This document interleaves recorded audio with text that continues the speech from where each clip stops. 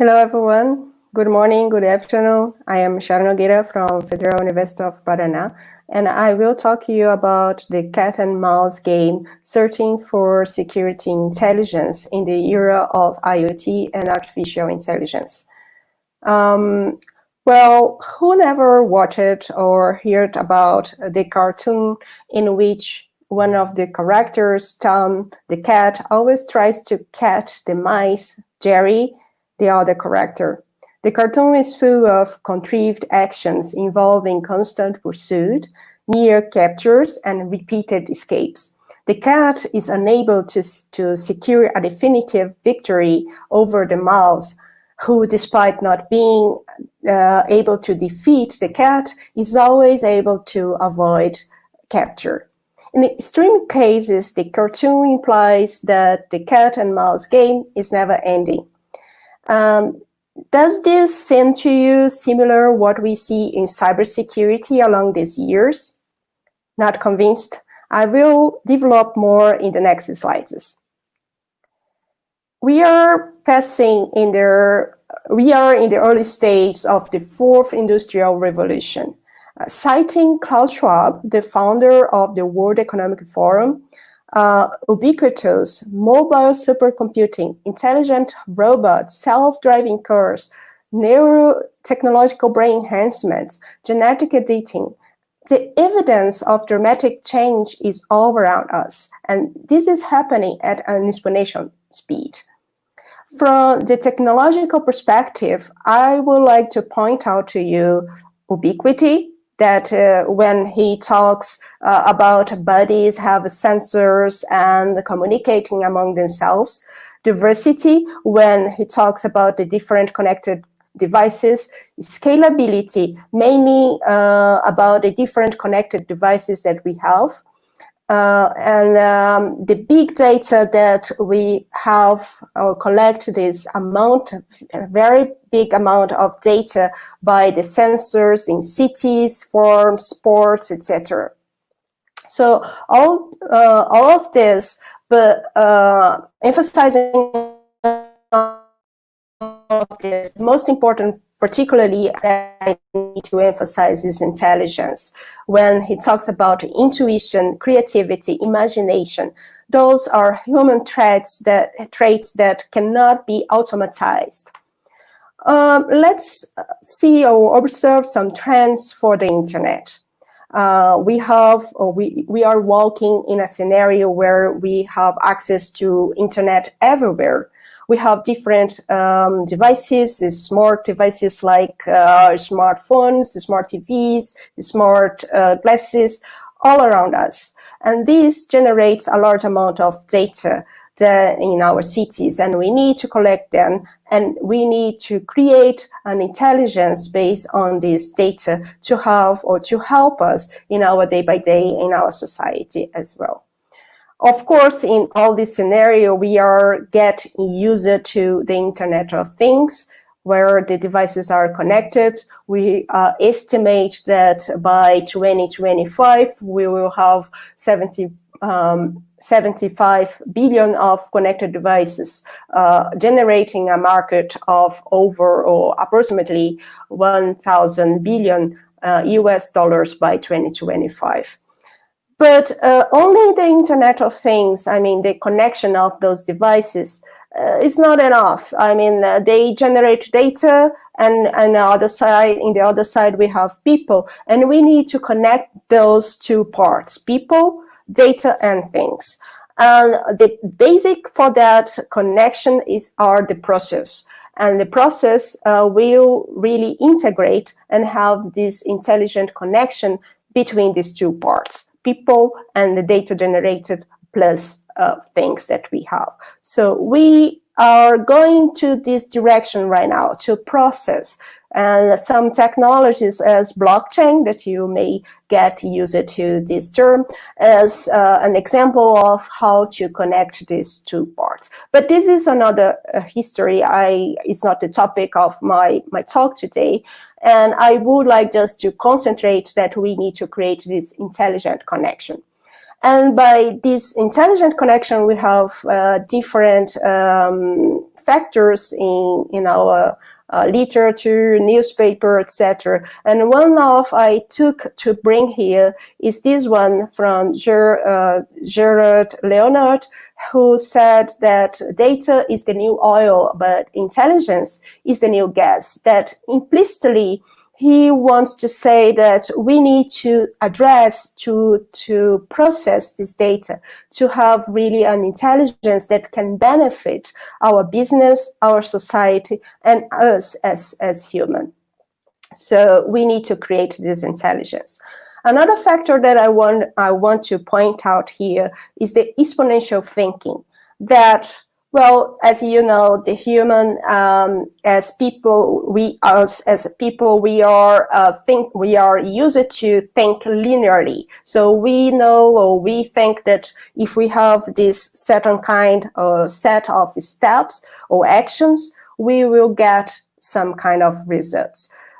But now, with the changes that are very fast,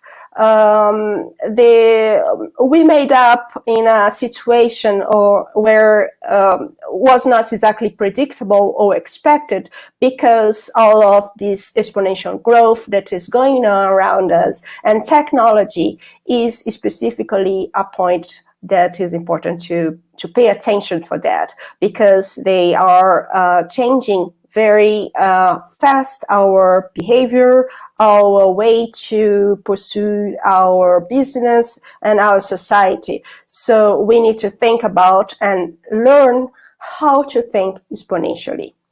Why I'm talking all about this? Because you were maybe expected to me to talk about security, and I'm starting to talk about all of this context. But this is important to understand how the attackers and how is the context of cybersecurity today.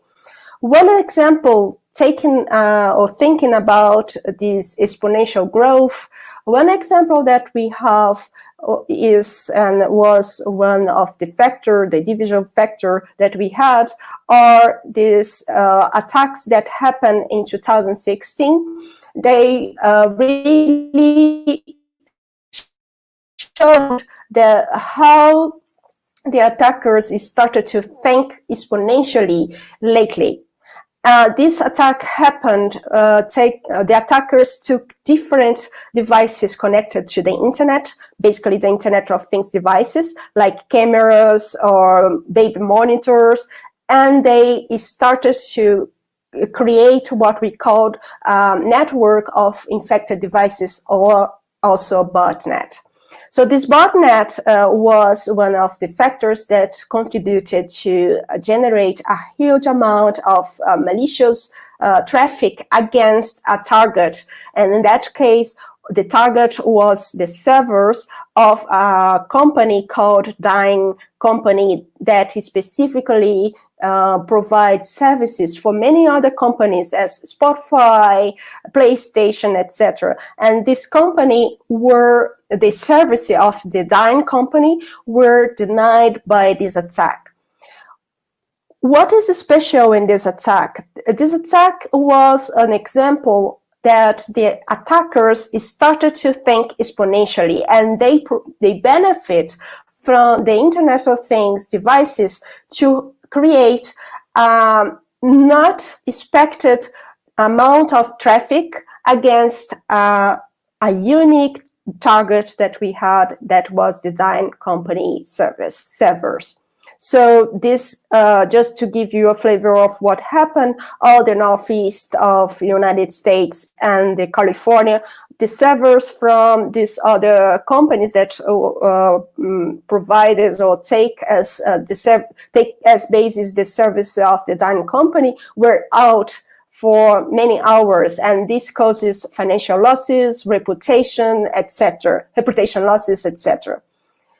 So was an example, and after that, many other attackers happen with this concept of exponential thinking. And this is difficult to us as security specialists to address right now, but it's still, despite of difficult, we need to think about that. And how the attackers took all these devices, the huge amount of devices that they use it in the botnets. They use it from the smart TVs in our homes, the Wi-Fi routers, the smart camera that we have in the internet, the medical or fitness devices that we have, the voice assistant. All of these devices that we have in our home are vulnerable to this to infections or malicious softwares that can, after being inside a botnet and being controlled by an attacker, and the attacker can benefit from them to generate this kind of attacks, as I showed before. So maybe who are the users even don't know that their devices are participating in an attack, as I showed before. So when they participate in an attack, when these devices participate in an attack or in a botnet, as it's called, they are infected or previously infected by the malicious softwares before to be controlled to generate this kind of attack. And what is the difference of this new botnets? That means those botnets that use IoT devices with those traditional botnets, because before we already had this traditional botnets. The main difference here are three, and I will show you in the next slides. One of the main factors that contributes to differentiate the mobile botnet or the new botnet from the traditional botnets is the diversity. So as you see here in this map, now the devices are spread around the world, and the attackers can recruit devices from all these places. Before, the attackers could maybe take control of some certain kind of devices. Now they have a huge amount of devices all around the world that they can use. They can infect and then use inside the botnet. The main thing here is that because they are spread out, from the perspective of the security specialist, it gets very harder to detect their behavior, and how to prevent them, the attacks that they generate. So this is the main difficulty here, because one point is the diversity in terms of geography, and another point is the diversity in terms of the resources that those devices have. Before, the attackers and also the security specialists could have an idea of the behavior of the devices used inside an attack. But now we have a diversity of devices, from a smartwatch until a big server that a company may have and maybe was infected by an attack. So this kind of diversity makes it very difficult to prevent against these attacks. The second factor that contributes to these new mobile botnets are the quantity. With the IoT, or the possibility to infect these IoT devices, we have, the attackers have a huge amount of devices they can use for their attacks. Here in this picture, just showing you how the attackers can invade or can infect the devices in the IoT, as phishing or sending some spam message, and then someone click and they will be infected inside they'll be infected and be inside a botnet. So the quantity here is a big issue because, as I showed in my first example with the botnet, the quantity will make the attack be powerful, and this was one of the main difference between our attack that we had in 2016 with the previous attacks that we had from the same type. The third, here also a point regarding to using IoT devices is because the quantity is very high.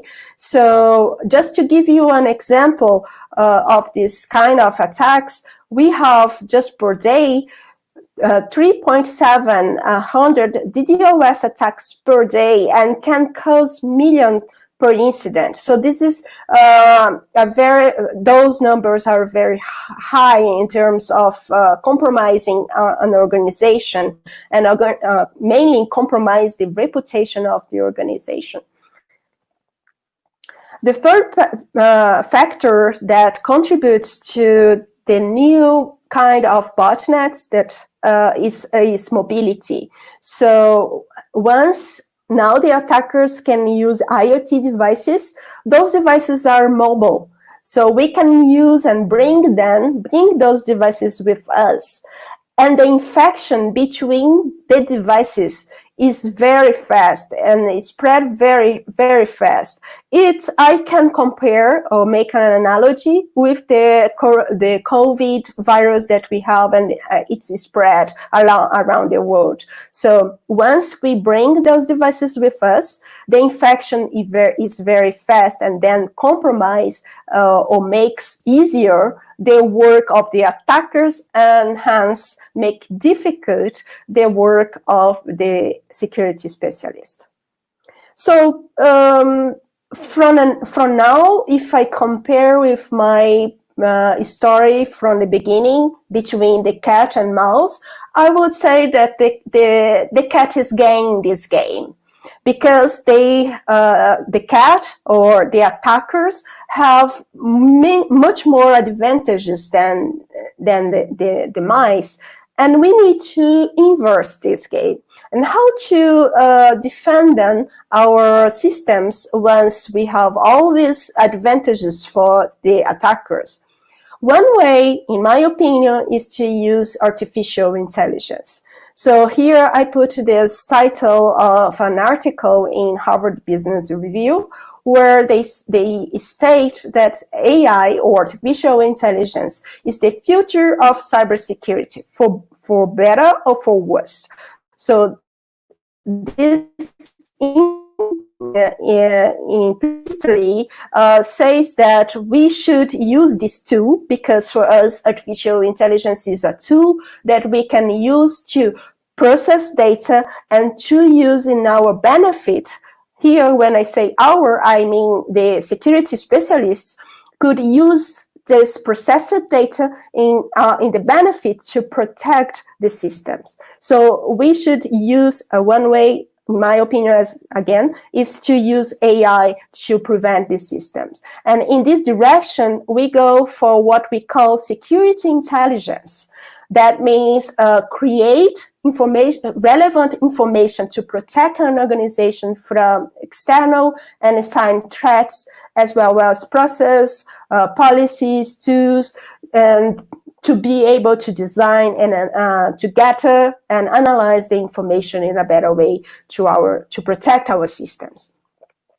In this direction, again, I took here as example a system that we have developed in our research group, CCSC. The system is called Sherlock Cheese, and we took as basis artificial intelligence and other techniques to, first of all, predict the DDoS attacks, those kind of attacks that I showed you in the beginning, detect bots. So detect these infected bots in the Internet of Things, understand the vulnerabilities that those devices have, assess the risk, and can provide an automatization of this security intelligence process for the companies. So this is a modular system or a modular solution that we have been developed along the last 5 years inside our research group. This is another view of the dashboard of our solution. But again, this is just an example of how I feel and I think the research and the solutions for the cybersecurity should go in our new context, as I showed you along these slides. I'm open to the questions if you feel or if you want to contribute to the advancement of this area that I think is fascinating. Please drop us an email to ccscc@ufpr.br, and I will be very happy to answer you and to contribute to improve all these solutions and systems. This is what I had, and I will be open to questions.